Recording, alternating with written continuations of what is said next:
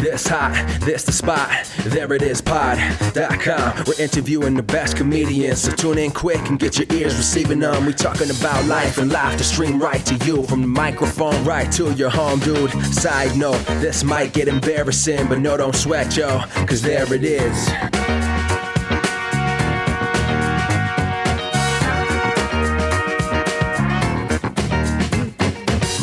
Welcome to the There It Is podcast, a comedy podcast for creators of any variety.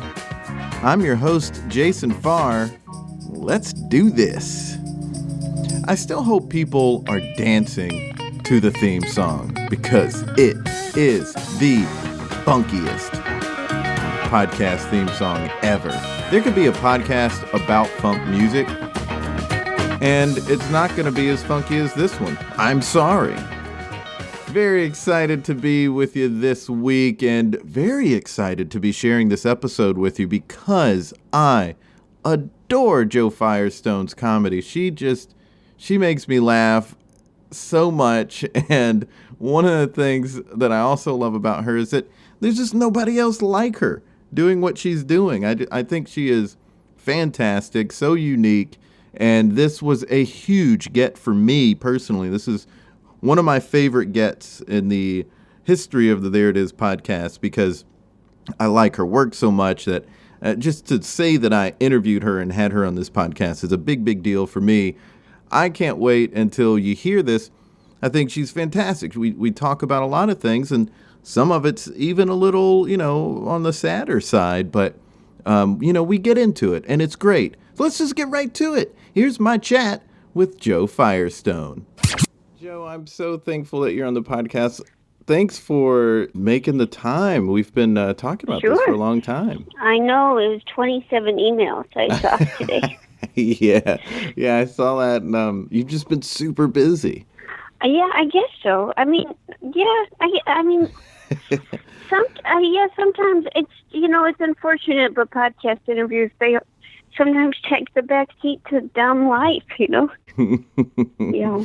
But you were you were on a couple of tours when we've talked. 2 or 3 of the times you were on the road. I think that maybe you are lending me some cred that I don't quite deserve, because I think maybe I was on tour once, and then the other times I was just out of town. But I guess we can call that tour. I'm going to count it as such. In my mind, that's what was going on. Okay. But you, there's so much I want to talk to you about, but let's start kind of at the beginning of how you got into comedy. I'm not positive on where you're from, though. Where are you originally from? I'm from St. Louis, Missouri. Oh, okay. And were you doing comedy at a young age? Were you writing or stand-up or sketch writing or anything early on? When did that become a part of your life? I think I would direct. I like to direct my friends in little plays, like in the neighborhood. I like to take the neighbors and make them do plays and make my cousins do plays. And so I didn't really, I was kind of like, we didn't have cable, and I didn't really understand what sketch comedy was or I really didn't understand any of that. So I think I just liked the idea of making stuff up and performing it and making other people perform it. Oh, so that was kind cool. of where I came from. Yeah. And so when you realized that it was a job, where were you in life? Like, were you a teenager and you realized, like, oh, this thing I've been doing with my cousins, that's something I can do for a living? No, maybe when I was maybe 20, I realized that you could do it for a job. I'm giving you a credit, and then you're just like, no, don't give me that credit. I didn't learn it that young. I feel like I just didn't, I don't know where I was, but I guess I didn't really use the internet very much, and I guess my parents weren't interested in comedy, and so we just never went to comedy shows or anything. A lot of my friends who were comedians knew about stand-up comedy much earlier. I guess I just didn't grasp the concept. So you weren't watching comedy growing up? No, not really. No. I mean, I watched comedy shows. I watched The Simpsons and Seinfeld and all that stuff. Yeah. But I never really watched stand-up comedy because I don't think it really was on. Like, if you were a kid and you had basic television, I guess you could stay up late and watch the late night shows. But I mean, I wasn't doing that. Yeah. I mean, the only reason I found out about it was because we had Comedy Central. But yeah, that's a sweet spot. Yeah. Yeah. I was a night owl though, so I guess I would have still seen it on the late night shows, but Yeah.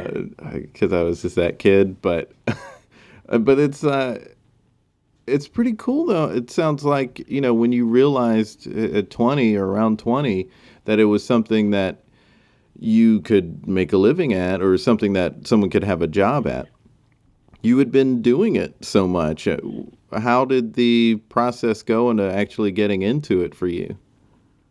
Well, I hadn't actually been doing stand-up. I was just, you were just kind of like, messing around. Yeah, but, you know, Yeah. that's so much of it, you know, like that. To me, I mean, like, I think it shows, I count it as part of your experience, you know, because you were, you know, still like writing stuff, and I'm sure you're still sort of saying like, oh, you know, you're basically casting it and directing people, you know. I mean, that's still some experience. Yeah, I mean, obviously it's not something you can put on your resume. But it was at least something where when you started, and maybe this isn't the experience you had, but I imagine when you started, you felt like you had done it before. Like it didn't feel like a whole new experience that you had to start from, what do they call it? From not ground zero. Square one. Yeah. You know, you have to start. You didn't have to start from square ground one zero's because you kind of out now. Yeah. Right. Yeah. But yeah, you didn't have to start from square one again because you had kind of been doing it.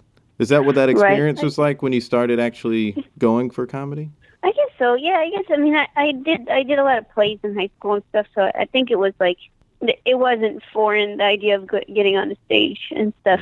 I mean, I think, I was never like the lead in any plays or anything like that, but I think that I understood the concept of being in a play and kind of figuring out how to make people laugh from that.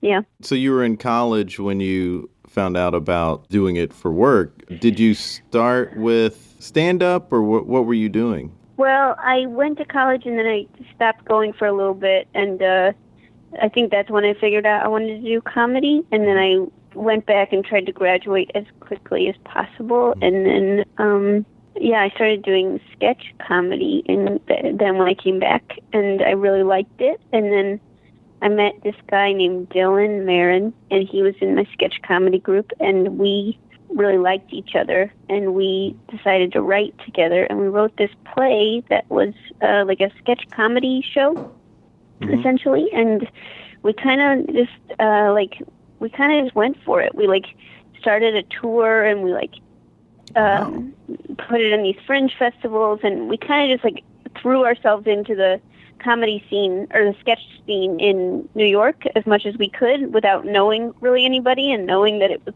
very much a community art form.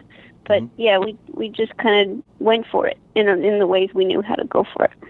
That's really cool. Where were you when that started, when you were in that sketch group? Well,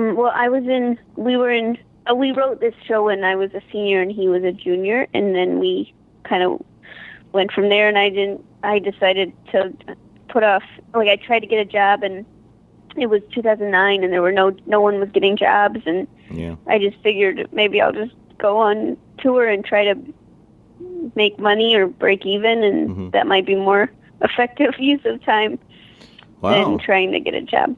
Yeah. Were you in Missouri at that time? Yeah, I moved back to Missouri, and then I got a job, and then I worked, and I got a couple jobs and saved up money, and then, because we were going to move to New York, and so I had to save up some money. Did that move to New York happen when you initially planned? It happened like a year. I spent a year in St. Louis, which, not so bad, and did some comedy shows there, and then moved to New York. Wow, that's great. And yeah, I think it's good I think people have a hard time when they start in New York, and so I'm glad that I started somewhere else. I think that's kind of, yeah. yeah, that's what I did. And someone who was at New York at the time of telling me this said that was a good plan, to get the green off of you somewhere else. That's not how she worded it, but that was essentially what she was saying. Is, just Yeah. like getting your feet wet and really getting firmly on the ground before going to New York is a good idea. I've also heard the same for like going to LA. Like I heard it's really rough to get your start in LA because it's a bunch of people who can sort of blackball you, so to speak, if they think you're no good, which you're not going to be good when you start out. That's rough. Yeah. You don't want to be in front of people who hire people when you're not good, because then you can just be in their mind is no good. So yeah, it was great. Yeah, that you started in Missouri before coming out to New York. When you moved to New York, were you just doing sketch? Were you doing sketch and stand-up? How did that evolve? I was doing some sketch, and then I decided to try to do improv, and I wasn't very good at that, and then I decided maybe stand-up is the answer. Why did you not think ended up you were doing good at Why do you think you weren't good at improv? I'm very bad at improv. I wish I was better, but I'm really bad at it. How so? I mean, I've seen you do stand-up a few times, and I've seen you perform a few times on television, and I know how much you write, but, it seems like you would be a good performer and quick-witted. No, it's just it doesn't work. It doesn't work so well. I abandon things very quickly. I don't stand by them. I'm not good at being a character for much longer than 20 seconds. I don't really understand how to make a scene, and I usually, if it's funny, I'll just laugh. So I'm really bad at it. Well, that's hard for me to imagine, but I will take your word for it. I'm very bad at it. I mean, you acted, so you knew, you could be a character for more than 20 seconds. I guess if it's not off the top of your head. I really don't think so. Yeah, I don't think so. I don't. Yeah, that is, it is pretty easy to just drop character traits. Like my voice will change throughout a scene a lot, I feel like. It is easy to inadvertently even, like not just bailing, but just kind of forgetting certain aspects of the character. It's like there's, I think that maybe when I moved to New York, I had this dream of becoming really good at improv. Like I loved going to all these shows and stuff. And then, sometimes dreams, they just don't, it's okay. Yeah, it's okay. You don't have to be, nobody says you have to be good. The thing that, if you want to go into comedy, the thing that you have to be good at is making a living. And that you've done. I guess it's hard to tell if, like, after a month it'll still be like that. It's really a month-to-month situation, but I guess for right now I have a job, so that's okay. Before we get into the work you're doing now, I do want to hear how you got to that place. When did things start picking up for you? It's from a professional level, because obviously you were going around hitting open mics, and I imagine if you were writing sketches as well, you were trying to find places to house them. But when it got to be really bona fide, professional, real deal sort of career stuff, when did that happen, and how did that happen? Well, I started putting on these shows because I really also didn't really click with stand-up right away, and so I started putting on these kind of high concept shows, or not high concept, just concept shows, where it was like a pun competition, or a inner beauty pageant, or like a doll stand-up club, or like I put on a bunch of these, like a scary stories in the dark. Like I had all these different concepts of shows that I like to put on, like these. Everything had this theme and like all this production to it, and it was like a whole thing. And then my friend Josh Sharp was like, you should. He was like, he told Chris Gethard, he was like, you guys would have a lot in common. And because Gethard also liked putting on those big theme shows and concept shows. So then Gethard and I met for lunch, and we hit it off, and he, maybe a couple months later, he asked me to be, got the Chris Gethard Show on Fusion, and he asked me to be a writer. So that was that was kind of like the biggest, that was a really big deal for me. That's great. That was my first, I'm surprised that I actually didn't know that about you, and that does seem like a really good pairing of comedic minds.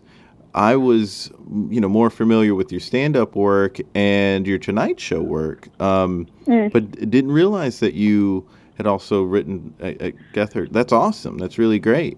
Yeah, it was a cool experience. I did that for 2 seasons, and then I kind of, what happened next? Something happened next that I couldn't go back for a 3rd season. Something happened. Yeah, something picked up, You do a lot of things. That show was doing a lot of, like outside of the box thinking. For lack of a better term. The I don't want to say. I don't want to say crazy stuff, but because it's all fun and still TV. Yeah. And then the shows that you're doing, I've heard about that I haven't, like the stage productions you've done that are similar in style, like some shows that you've hosted and put on.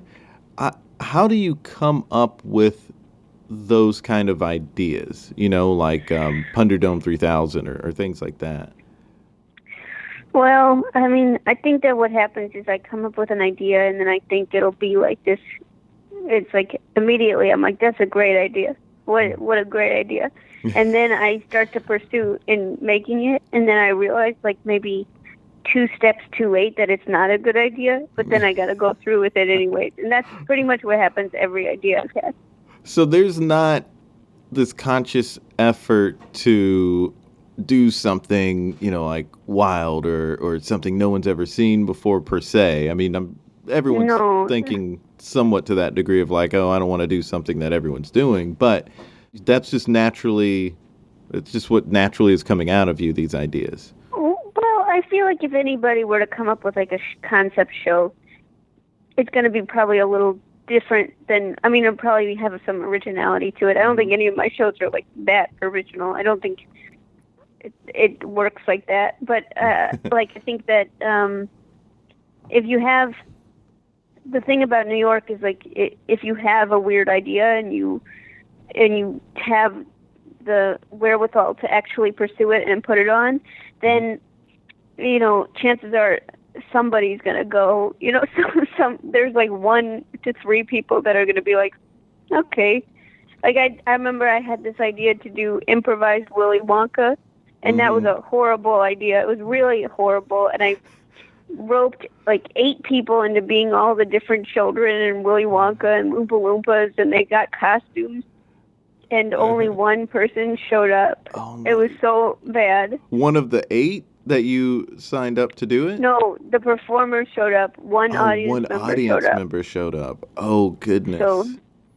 So what we only can do one thing, which is to turn it into a photo shoot and then go out for dinner. Yeah, with that one audience member.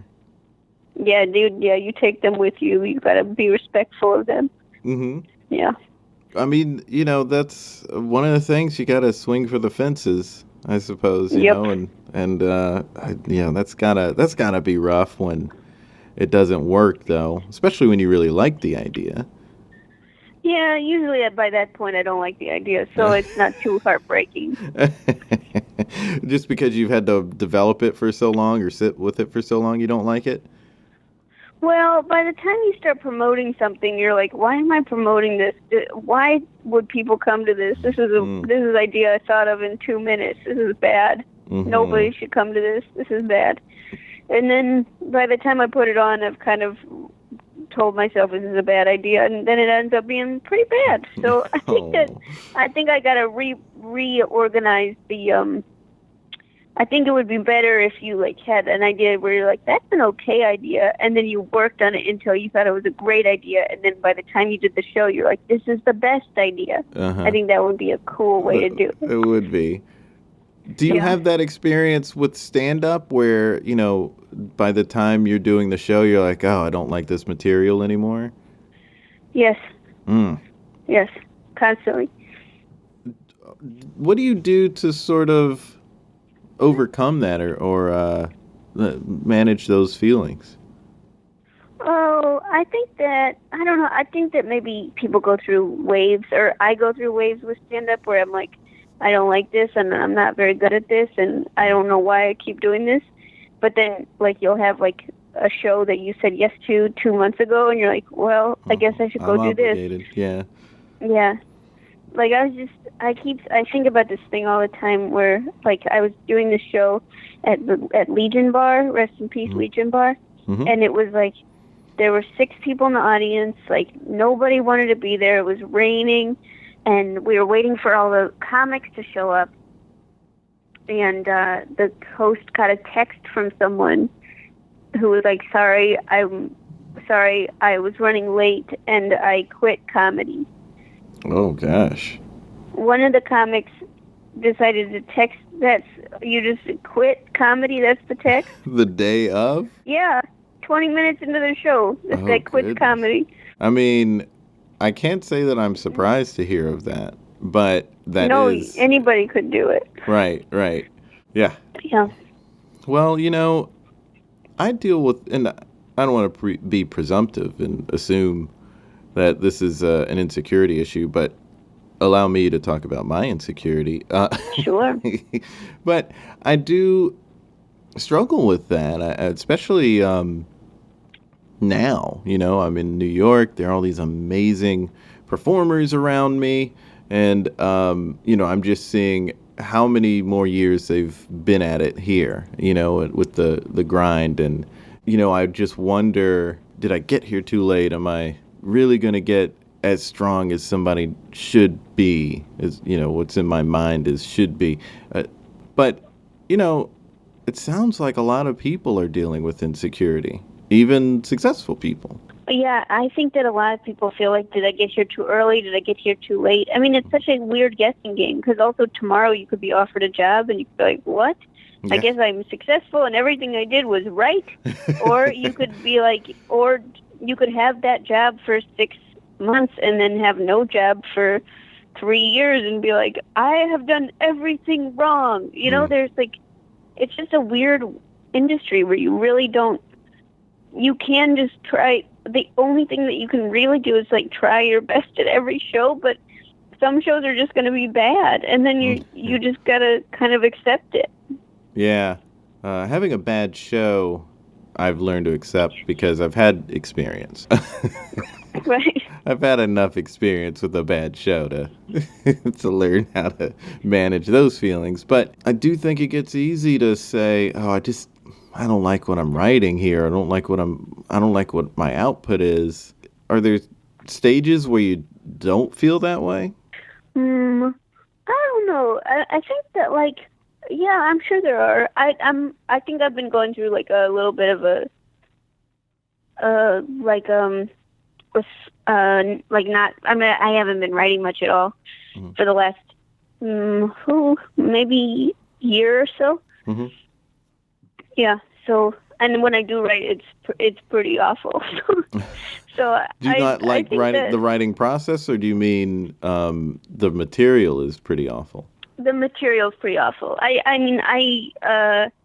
To not go in, I don't really need to go into it too much, but I had I had a big loss this year, and so I've been kind of trying to figure out how to handle grief and also while doing comedy, and it hasn't proven to be super easy, and I'm trying to figure it out, and it is a strange it's a strange profession. It's like a strange profession no matter what, but then when actual bad stuff happens, it is unreal how bizarre it can get. I see what you mean, because I've not had tremendous loss while trying to do material, but I have gone through depression or at least being down and stressed, and that's really distracting. Like, how do you be funny when you're stressed about where life is heading. Existential issues can make it really tough to know how to keep moving forward with any job, but one where it takes your focus. You need to be focused to sit down and write. And then you're also supposed to be writing funny stuff, but you don't feel funny, or you don't feel like you're not in a good enough mood to make jokes. Right. And you sounds like you're still figuring out how to get through that. Mm. Yeah, I don't really know. I think that I think that the joy I used to get from comedy is not it has proven to be more of a superficial joy, and I think I've found more joy in when I have found joy in this period, it has been from other sources and not comedy. So it's kind of an interesting field to be in. Yeah, especially when you have to write a lot. Right. Yeah. That's a weird thing. I think that's kind of why I quit the Tonight Show. Because I was like, this feels insane. Yeah. Because you're writing, you have to write, like, it's crazy how much you have to write there. If you, I think you probably write 100 jokes a day, if at minimum. I do want to know about what that writing process was like for you. I was also wondering, you were talking about this past year, and I've seen you perform a couple of times over the last year and a half, and, I never would have thought watching you perform, and they were both stand-up shows. I've seen you on The Tonight Show, but outside of The Tonight Show, I've seen you perform live twice. And, I just wouldn't have thought, seems like she's still working on stuff. It was just all so fun and funny and a joy to watch. So I'm really surprised that's nice. What you're going through. Well, I think that it may be, I think that that's like why, like a lot of younger comics really want to get jobs and like they really want to get famous. And I think even I've been doing it for, I think like 10 years now I've been doing it, like 12, maybe 11. And like, that's not that long, but it is a chunk of time. And even now I still, I feel kind of disconnected from what I actually think. Like what I talk about on stage is very different from what I actually think. And I think it's like, maybe it's, I don't know, maybe it is easier for younger comics because it's like with Instagram and social media, it's easier to just like put stuff out there right away that's like close to what your actual thoughts are. But for me, it's been a big, steep learning curve of trying to figure out how to align what I actually think with what I'm actually saying on stage. Yeah, I mean, that also seems to be one of the challenges in comedy of when you start really getting into the real stuff. Like there is the like, oh, here's something silly I want to say that I think is funny that has nothing to do with anything.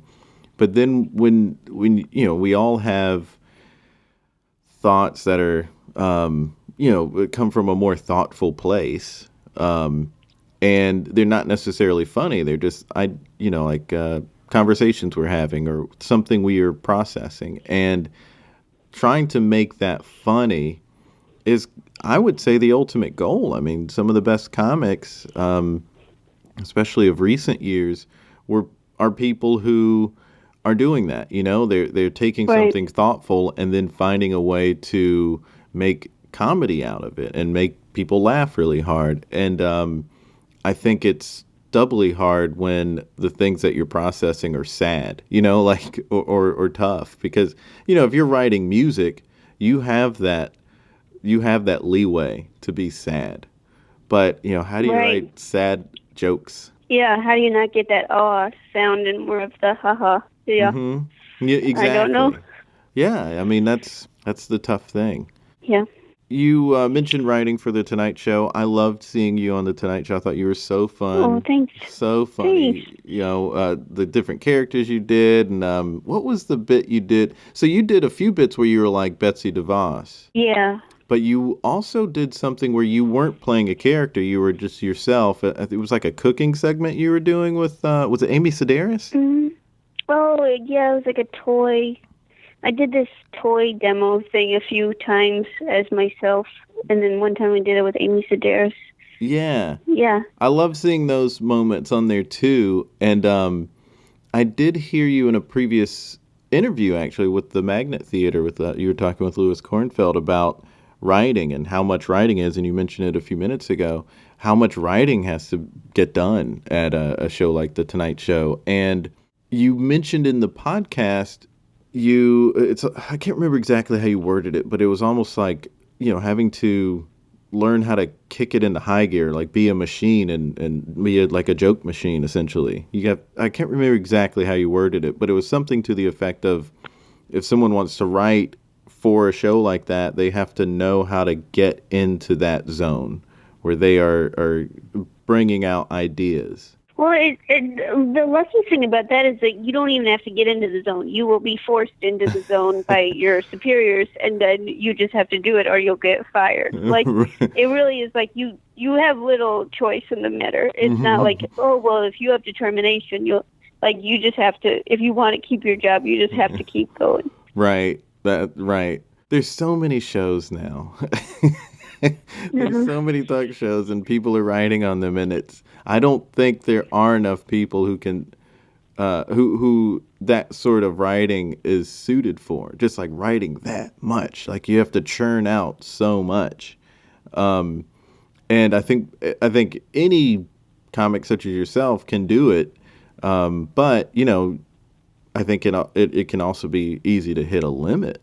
Even Peter Grosz, he's worked on Colbert Show and Late Show as well, and Late Night. And he was talking about just like, it's so much work, it's so many late hours. It's a job that takes so much writing.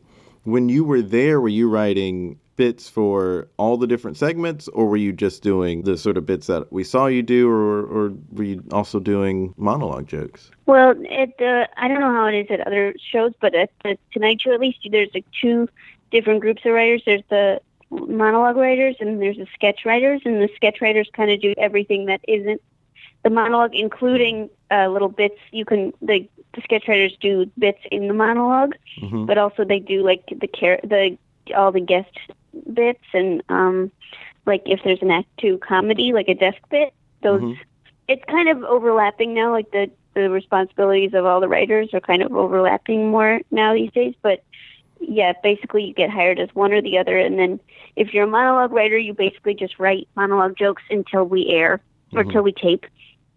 And if you're a sketch writer, you kind of have to just keep coming up with bits for celebrities and bits for the desk, and then also just sketches and videos and kind of all kinds of different things. So it's, and then also the sketch team is responsible for like producing the bits. That's not at every job, but that's at the Tonight Show.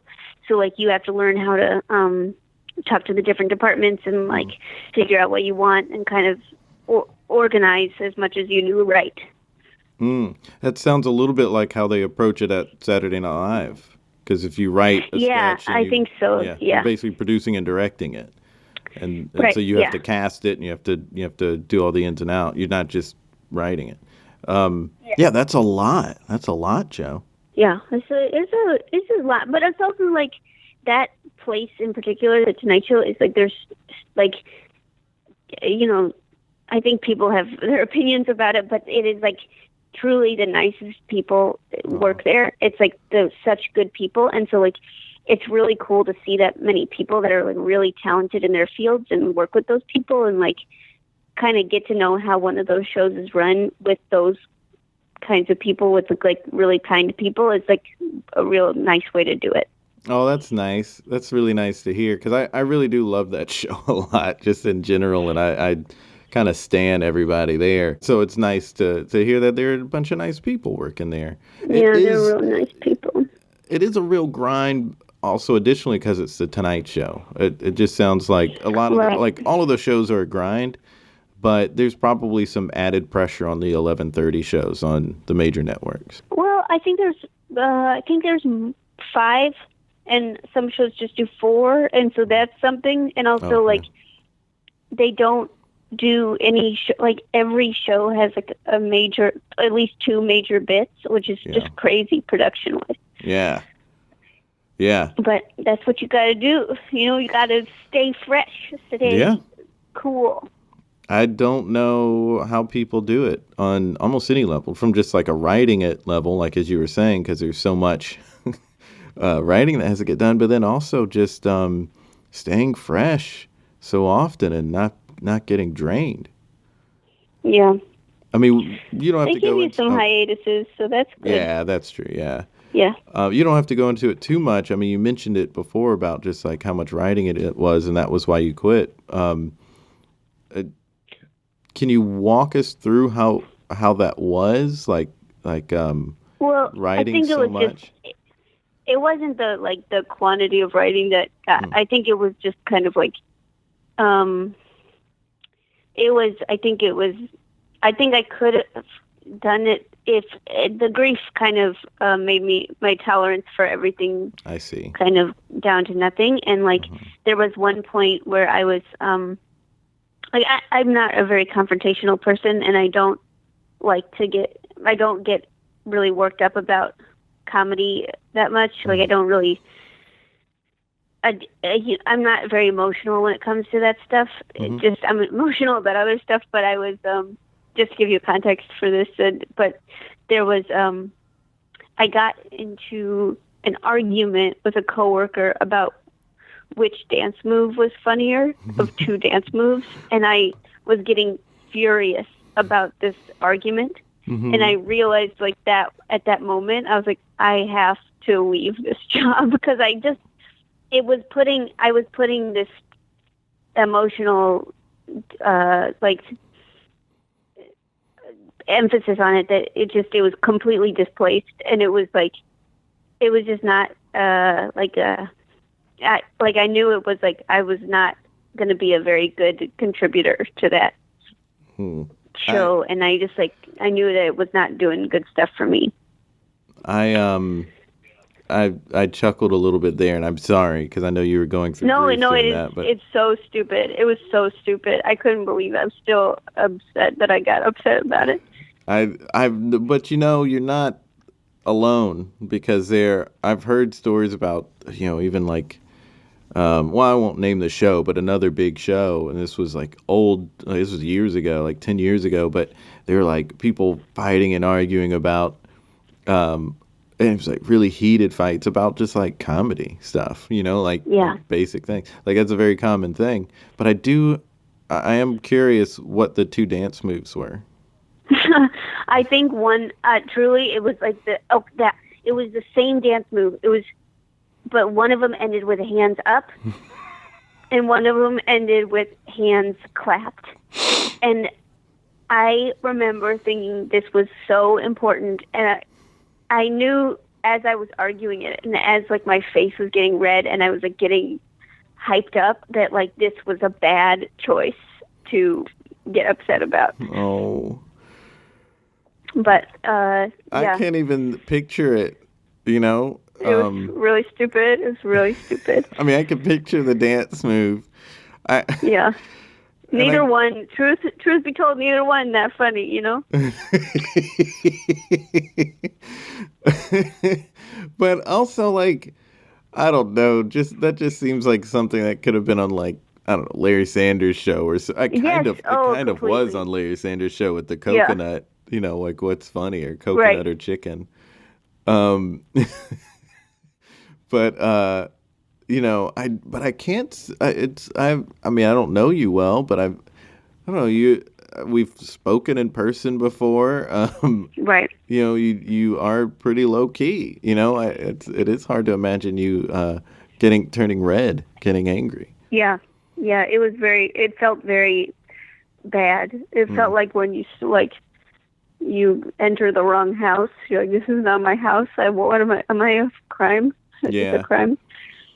Yeah. I'm glad though, that it still sounds like you based on the people, like you still had a good experience there. Yeah. No, I definitely did. I feel like I got to do some really cool stuff there that I would never have dreamed of doing. Like those character bits that was so cool. And like they let me just make up stuff on live television. Like a lot of that wasn't scripted, and they just let me go for it. Yeah. Which was so cool. Yeah. Yeah. I love those moments too. I mean, it's hard to tell from my end which was written and which was unscripted. You can only sort of get that there was something that was unscripted because of the way Jimmy responds sometimes, like whether he's laughing or just like riffing. Especially when he like repeats it and seems like he's needling. I think there was some moment where he sort of like stopped for a second to sort of tease you about something that maybe even went wrong, but those are fun moments to watch. Yeah, I think so. He's like really good at just doing that kind of thing. Maybe that's because of SNL, and he's like just good at picking up on like how he's just good with sketches and stuff. Yeah, and he's quicker than people realize, I think. Yeah, he's pretty quick. Yeah, Steve Higgins, super quick as well. Yeah. Yes, definitely. Yeah, but that's a dream job sort of place, and a lot of people have, just like they say, never meet your heroes. Like, getting a dream job can be a disaster as well, or a very disappointing experience as well. So, I'm glad it wasn't that, for you, because you have this innate thing about you where I think people just automatically want you to be happy and doing well. Interesting. Okay. Well, I never heard that before. Really? I mean, here's why I say it for two reasons. One is because you do have this like sweet demeanor, low key demeanor about you. But also, I was at a friend's get together. And someone else who was at the party was just like near me when I was telling someone like, oh, who's really funny? I was talking to his friend about comics that we like. And I was like, who's really funny is Joe Firestone. And then somebody else said like, oh, she knows Joe really well. And then I was like, oh, really? And she's like, yeah, Joe's really sweet. And, she didn't say a whole lot. She said you're really nice and that you're a lot of fun. And she seemed to just adore you. She seemed to really adore you and want good things for you. I could just tell, like, in the tone of her voice that she just treasures you. That's very sweet. Who was it? It was a former roommate of yours. Oh, that's so funny. Like, small world. Yeah. Well, we are winding down to the end of the episode here. And I feel like there's tons that we can talk about, but, time is limited. And I feel like there's plenty I can learn from you on... We've kind of talked about different things. We didn't necessarily go through one particular process of writing or anything, but I do want to create something with you, and maybe that's just maybe a process for sitting down to write. I mean, granted, if someone does have the pressure you had of your bosses firing you if you don't write a bunch of jokes, then there is that. But when you do sit down, maybe even at the Tonight Show when you were sitting down to write, were there any sort of tricks to the trade to get you get the creative juices flowing? Yeah. Oh, yeah. There's one. So whenever you have to write thank you notes, which is like a segment on the show where you it's like a setup punchline, like thank you. I can't even think of one now, but basically what would happen is you'd be sitting at a computer all day, and you can't really do thank you notes about, keyboards or mouse pads or whatever, because those have already been done by other writers who have been staring at their computers all day. So what I like to do is go to this randomobjectgenerator.com. Oh, wow. And it would generate these different objects for you, and you could look at different objects and be like, oh, what is that? What's a joke about that? And that was a nice way to be like, and even if you're like just working on stand-up and you're like, I don't have anything from my life I want to talk about, I don't have any opinions, I don't want to talk about the news or whatever, you could just go on Random Object Generator and you could think about jokes about random objects and then maybe come up with something from there. Wow. Yeah. Being a fan of the show, I'm very familiar with the bit with thank you notes, and I have wondered sometimes, like, how do they keep coming up with ideas? Because I'm not super great at set up punchline. Well, I think that you would be. I think anybody can do it as long as you just like. If you figure out like what something looks like or what something is like, what something reminds you of, or like usually what you think something looks like or reminds you of is not that far up from what other people think it reminds them of, and then it's a joke. Mm-hmm. You know, if you can frame it in a way that's like sounds like a joke, it's pretty much it can be a joke. You know, if it deliver it the right way, it's a joke. Mm-hmm. Was there some sort of way of knowing if a joke had already been, or at least a topic had already been covered before in Thank You Notes? Yes, yeah. Do they just have a list? Yeah, they got records of that stuff, yeah. Wow. I mean, you'd have to, but, oh, wow. That's a lot of jokes. Yeah, it's a lot of jokes. Oh, wow. Well, is it really just like randomgenerator.com? Yeah, I really like that one. I haven't used it in a while because I haven't had to write Thank You Notes in a long time, but I think that's what it was, yeah. I'm searching it right now. You can refresh and get 6 new objects. It's pretty good. It might be randomobjectgenerator.com. Because I just have to see this site. Pretty fun site. Okay, generate a list of things. Does that sound right? Yeah, that's pretty fun. Yeah, it is. Okay. It's randomlists.com/things. Oh, that's it. And there are 6 things here. Here's a cell phone. Number 1. Number 2 is just a bottle, just a brown beer bottle, but has no label. Number 3 are leg warmers. But so it's. When's the last time you thought of those? So that's definitely the one jumping out at me because the picture is someone in like very high heels, silver high heels, very shiny silver high heels with red leg warmers, and they're all scrunched up. And then there's a mirror, like a mirror to like a handheld mirror, a television, flat screen, and then an eraser. So if we were going to do one on leg warmers, you would just first probably just observe what they look like. Mm-hmm. And then I guess you would also think about the function of them. Like maybe if you've used leg warmers before, you could think like they don't really work. You know, like I don't know. Yeah, you could do that. Maybe you could be like something about how it's like what's left over when people make shorts. So you could say, thank you, leg warmers, for being what's left over when people make shorts. Yeah, that's something. I think that could, I mean, it might not get in, but you could definitely submit it.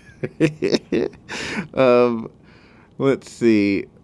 I'm trying to think what it looks like. It looks to me like... Well, it kind of looks, yeah. What does it look like? It looks like if the way it's scrunched up, what are those like scrunchy looking dogs? Not bulldogs, but that sort of scrunchy skin. Shar-Pei. It's like that, but if it was a Muppet. Yeah. Muppet Shar-Pei, for sure. Muppet, yeah, I like that.